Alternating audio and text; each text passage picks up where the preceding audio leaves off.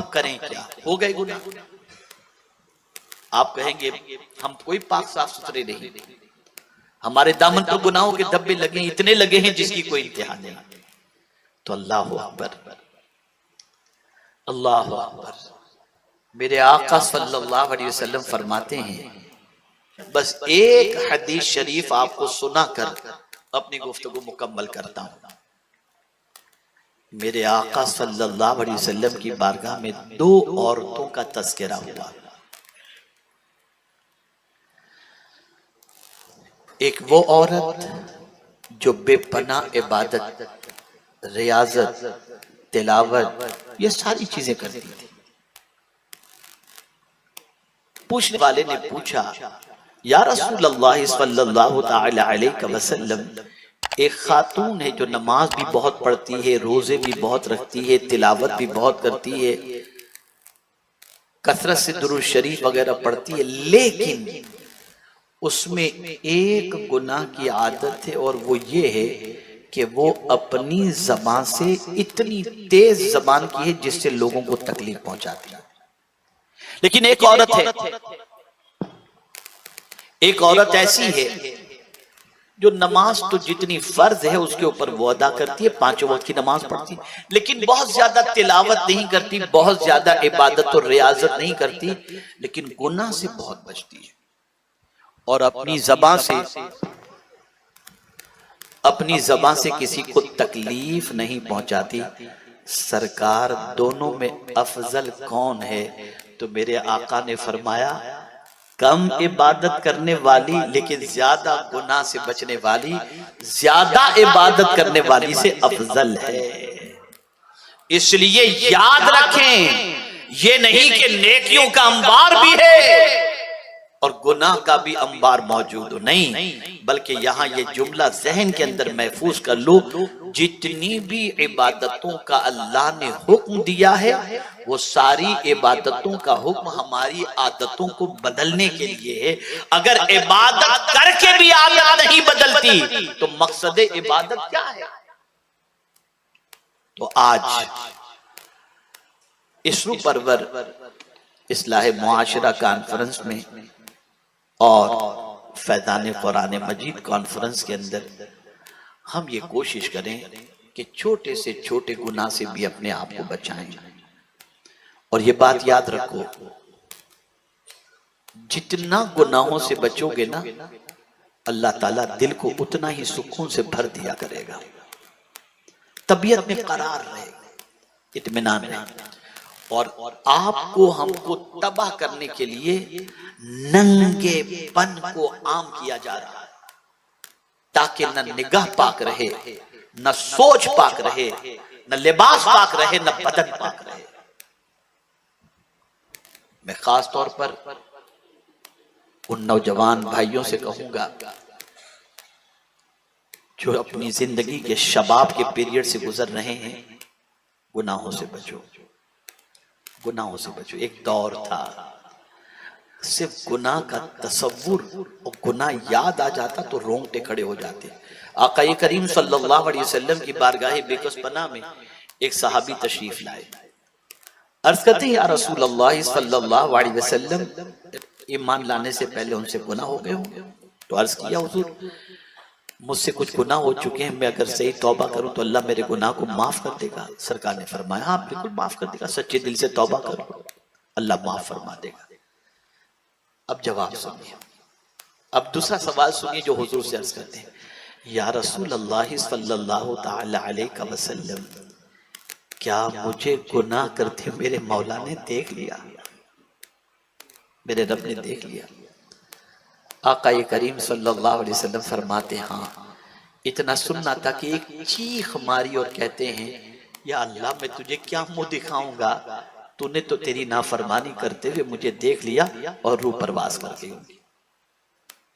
तसव्वुरे गुनाह से, ख्याले गुनाह से इस तरीके से सहाबा लरसते थे, कांपते थे, खुदा की बारगाह में जवाबदेही के तसव्वुर से कांपते थे।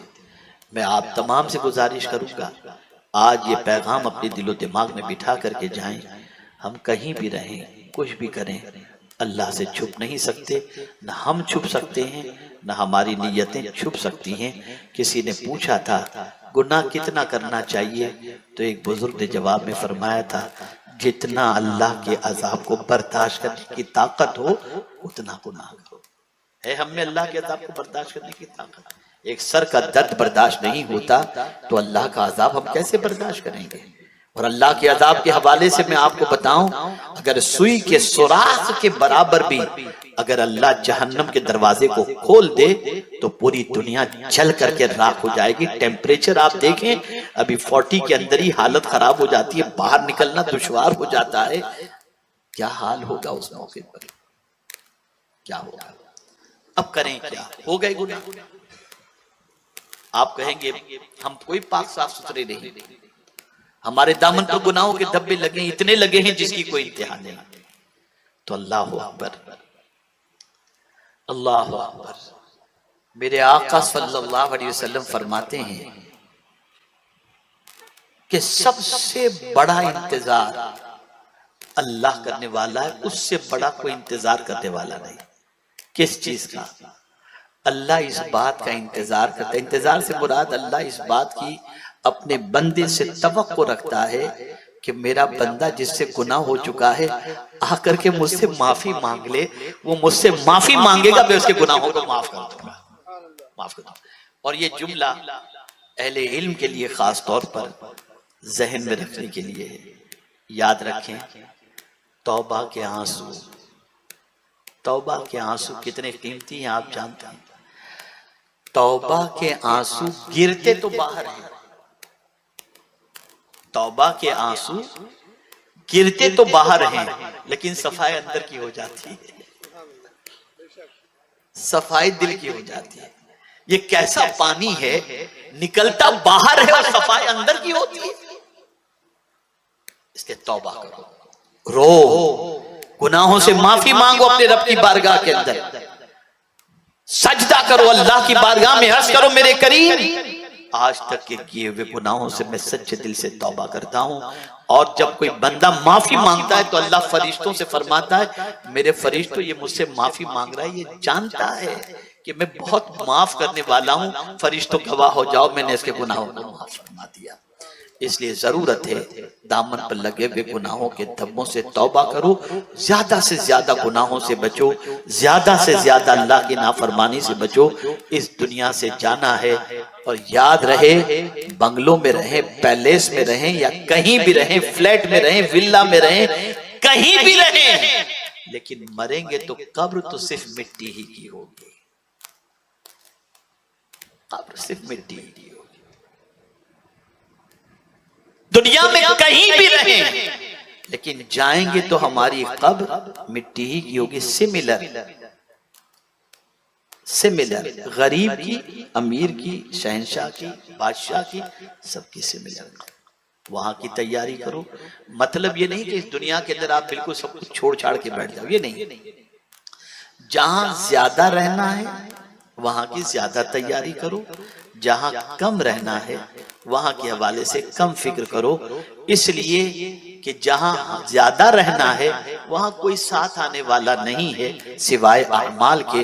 अल्लाह अज़्ज़ व जल हम सब पर करम की नजर फरमाए और रसूल रहमत सल्लल्लाहु अलैहि वसल्लम की शफाअत नसीब फरमाए, गुनाहों से बचने की तौफीक नसीब फरमाए। तौबा के दो तरीके हैं, एक तो अनजान में गुनाह हो जाए तो तौबा करना, इसके लिए आप अस्तगफिरुल्लाह रब्बी मिन कुल्ली ज़ंबी व अतूबु इलैह, ये एक तौबा का तरीका हुआ।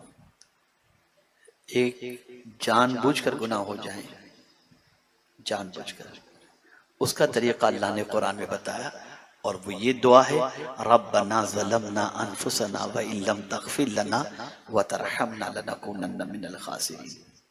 कसदन गुनाह हो जाए ये दुआ करो।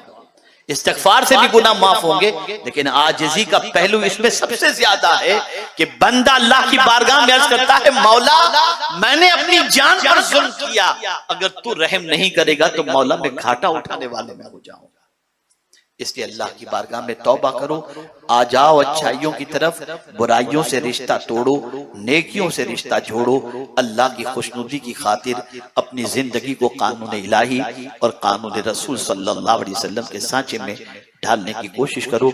अल्लाह सबसे पहले मुझे माफ फरमाए, साथ में आप सबको माफ फरमाए और पूरी उम्मत मुस्लिमा को माफ फरमाए।